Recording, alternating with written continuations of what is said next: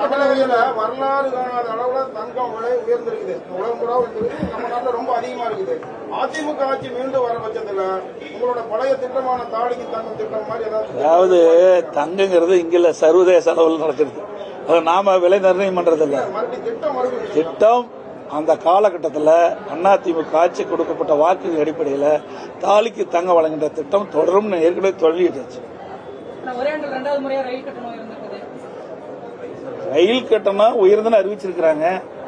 அப்ப இன்றைக்கு சூழ்நிலைக்கு தகுந்த மாதிரி இன்றைக்கு விலைவாசி உயர்வு, எரிபொருள் உயர்வு, அதில் உரிபாகங்களோட உயர்வு, இதையெல்லாம் நமக்கு சம்பள உயர்வு, இதெல்லாம் கணக்கிட்டு தான் அவ்வப்போது உயர்த்துவாங்க. நம்முடைய சேலம் வரைக்கும் ஒரு 5 ரூபா உயர்த்துறதுக்காக 2 பைசா உயர்த்துக்கா சொல்றாங்க. ஒரு கிலோமீட்டர் 2 பைசா உயர்த்துக்கான்னு சொல்றாங்க. இதை கூட இப்போ அரசு, இந்த மத்திய அரசு பரிசீலிக்க வேண்டும் என்று கேட்டுக்கிறேன். இந்த ரயில்வே கட்டணத்தை கூட இது குறைப்பதற்குண்டான நடவடிக்கை அவர்கள் எடுக்க வேண்டும் என்று நான் இந்த நேரத்தில் தெரிவிக்கிறேன். தமிழக வெற்றி கழகத்தினர் அவங்கள புதிய சக்தின்னு சொல்லிக்கிறாங்க. அதற்கு தார்மீக உரிமை இருப்பதா நீங்க கருதுறீங்களா? அடுத்த கட்சியை பத்தி எங்களுக்கு என்ன அவருடைய கருத்தை சொல்றாங்க, அதோட சரி. அது தூய்மையா இல்லையா என்பது மக்கள் முடிவு செய்வாங்க. ஏற்கனவே எங்களுடைய கழக துணை பொதுச் செயலாளர் அழகாக அதுக்கு விளக்கம் கொடுத்துட்டாரு. பத்திரிகைலாம் வந்து விட்டது, உங்களுக்கு புரிஞ்சுக்கணும்.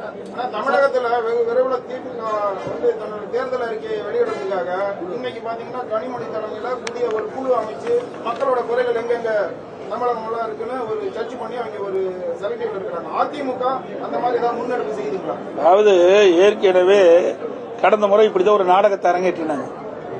ஒரு குழு போட்டு ஊர் ஊரா ஒவ்வொரு மாவட்டமா போய் மக்களை சந்திச்சு மக்களுடைய குறைகள் எல்லாம் நிவர்த்தி செய்யவும் ஆட்சிக்கு வந்து அது எங்களுடைய தேர்தல் அறிக்கையில் இடம்பெறும் சொல்லி 525 அறிவிப்புகள் வெளியிட்டாங்க. இப்ப எத்தனை அறிவிப்புகள் நிறைவேற்றிருக்கிறாங்க? உதாரணத்துக்கு 100 நாள் வேலை திட்டம் 150 நாளா உயர்த்தணும் சொன்னாங்க. உயர்த்தினாங்களா? அந்த 100 நாள் வேலை திட்டத்தில் பணிபுரிகின்ற ஊழியர்களுக்கு சம்பளம் உயர்த்தினாங்களா? இல்லையே. அதோட கல்விக்கடன் மாணவர்கள் தேசியமயமாக்கப்பட்ட வங்கிகள் வாங்கிய கடன் தள்ளுபடி சொன்னாங்க. தள்ளுபடி செஞ்சாங்களா? இல்லையே. அதோட மாதந்தோறும் கேஸ் சிலிண்டருக்கு 100 ரூபாய் மானியம் கொடுத்தாங்களா?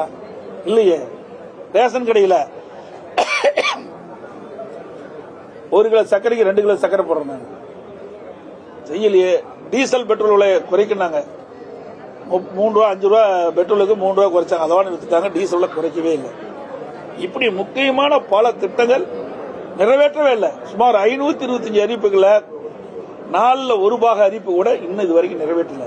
இப்படி மக்களை ஏமாற்றி கவர்ச்சிகரமாக அறிக்கை விட்டு வாக்குகளை பெற்ற பிறகு, ஆட்சிக்கு வந்த பிறகு கொடுக்கப்பட்ட வாக்குறுதியை காற்றில் பறக்க விட்ட ஒரே அரசாங்கம் திமுக அரசு. அதுபோலதான் இப்போ அப்படி இருக்கும். அதிமுகவை பொறுத்த வரைக்கும் கொடுக்கப்பட்ட வாக்குறுதி நிச்சயமா நாங்கள் நிறைவேற்றுவோம். விரைவில் அனைத்து இந்திய அண்ணா திராவிட முன்னேற்ற கழக தலைமை இந்த தேர்தல் அறிக்கை தயாரிக்கின்ற குழு பெயர்கள் அறிவிக்கப்படும். செவிலியர்கள் தொடர்ந்து போராட்டத்தில் ஈடுபட்டு இருக்காங்க. அவங்க போராட்டம் பண்ணிட்டு இருந்தா கொண்டு வந்து கிளாம்பாக்கத்தில் வர்றது, அதே மாதிரி மறுபடியும் அவங்களுக்கு மண்டபத்தில் அடைக்கிறது, இப்படியே தொடர்ந்து ஈடுபட்டு இருக்காங்க. குறிப்பா தேர்தல் அறிக்கையில 10 ஆண்டுக்கு பணிபுரிகிற அனைத்து ஊழியர்களையும் வந்து பணி நிரந்தரம் பண்ணும் தேர்தல் அறிக்கையில குறிப்பிட்டு சொல்லிதான் அவங்க போராட்டம் பண்றாங்க. இன்னொன்று நீதிமன்றம் கொடுத்த தீர்ப்பையும் எதிர்த்து மேல்முறையீடு போயிருக்காங்க. இதை எப்படி பாக்குறீங்க? அதாங்க, ஏற்கனவே இவர்கள் வந்து தேர்தல் அறிக்கையில திராவிட முன்னேற்ற கழகம் ஆட்சிக்கு வந்தா அரசு காலி இருப்பிடங்கள் முழுவதும் நிரப்பப்படும் சொன்னாங்க. அதாவது அரசு காலி பணியிடங்கள் 3 லட்சம் காலி பணியிடங்கள் இருப்பதாக சுட்டிக்காட்டினாங்க. அரசு சார்ந்த காலி பணியிடங்கள் 2 லட்சம். ஆக மொத்தம் அரசாங்கத்தின் மூலமாக 5 லட்சம் காலி பணியிடங்கள் நிரப்பப்படும் சொன்னாங்க. இதுவரைக்கும் நிறைவேற்றிருக்காங்களா? கடந்த சட்டமன்ற கூட்டத்தொடரில் 50,000 அரசு காலி பணியிடங்கள் நிரப்பப்பட்டதாக அறிவிச்சிருக்கிறாங்க. இதுவரைக்கும் இந்த 4 ஆண்டு காலத்தில் 75,000 பேர் ஓய்வு பெற்றுட்டாங்க, பணி ஓய்வு பெற்றுட்டாங்க. அதுலயே 27 பாக்கி இருக்குது. கொடுக்கப்பட்ட வாக்குறுதி எதுவுமே நிறைவேற்றது கிடையாது. செவிலியர்களை பொறுத்த வரைக்கும் ஒப்பந்த அடிப்படையில் அவர்கள் பணியில் நியமிக்கப்பட்டாங்க. ஒரு குறிப்பிட்ட ஆண்டுகளானா அதை பணி நிரந்தரம் செய்வது எல்லா ஆட்சியிலும் இருப்பது. ஆனா இந்த அரசு வேண்டுமென்றே திட்டமிட்டு ஏற்கனவே கொடுக்கப்பட்ட வாக்குறுதி நிறைவேற்றாம அதை வாக்குகளுக்காக அறிவிப்பை கொடுத்து வாக்குகளை பெற்றாங்க. ஆட்சிக்கு வந்தாங்க. ஆட்சிக்கு வந்தபோது கொடுக்கப்பட்ட வாக்குறுதியை மறந்த அரசாங்கம் திமுக அரசு. 1 கோடி வாக்காளர் நீக்கலிங்க. தவறான செய்திகளை சொல்லிடாதீங்க. இது நீங்க பத்திரிகை கூட நம்பர் தவறான செய்தி வெளியிடக்கூடாது. இது யாருடைய ஆட்சி நடக்குது? திராவிட முன்னேற்ற கழக ஆட்சி நடக்குது. இந்த அரசாங்கம் யாருடைய கட்டுப்பாட்டில் இருக்குது? ஆட்சியாளர் கட்டுப்பாடு. மாவட்ட ஆட்சித்தலைவர்கள் யார் கட்டுப்பாட்டில் இருக்கிறாங்க? சொல்லுங்க, பேசவே பாருங்க. ஆட்சியாளர் கட்டுப்பாடு. அவருடைய தலைமையின் கீழ் தான் இந்த பணியெல்லாம் நடக்குது. புரியுதுங்களா? இதுல நாங்க கேட்க வேண்டிய கேள்வி நீங்க எதிர்காலி கேட்டுட்டு இருக்காங்க. எதிர்கட்சி தான் கேள்வி கேட்கணும்.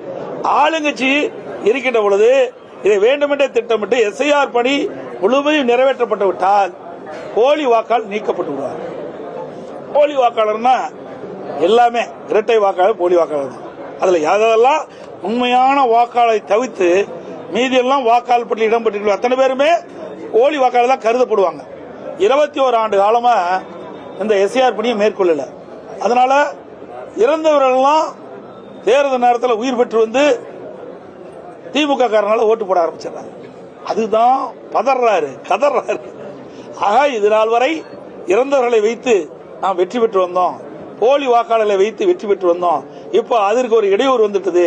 நீ எஸ்ஐஆர் பணி மேற்கொள்ளப்பட்டு விட்டால் அது வாக்காளர் பட்டியலில் உண்மையான வாக்காளர் தான் இடம் பெறுவாங்க.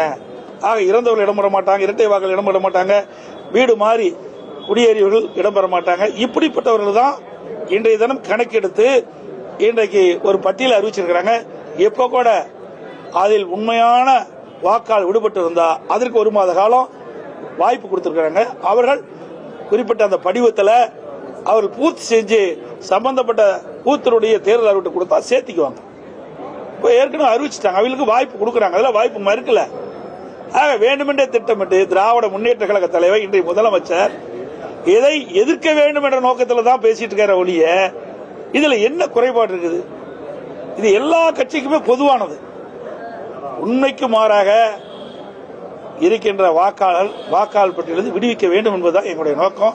உண்மையான வாக்காளர் தான் வாக்காளர் பட்டியலில் இடம்பெற்று தேர்தல் நேரத்தில் வாக்களிக்க வேண்டும் என்பது எங்களுடைய நிலைப்பாடு. அதன் அடிப்படையில் இதை வரவேற்கிறோம். சரி, அனைவருக்கும் வணக்கம், நன்றி. சரி, அனைத்து ஊடகங்களுக்கும் பத்திரிகை நிறுவனங்களுக்கும் இனிய தைப்பொங்கல் நல்வாழ்த்துக்கள், இனிய ஆங்கில புத்தாண்டு நல்வாழ்த்துக்கள். நன்றி, வணக்கம். அனைத்து ஊடகங்களுக்கும் பத்திரிகைகளுக்கும் கிறிஸ்துமஸ் நல்வாழ்த்துக்கள்.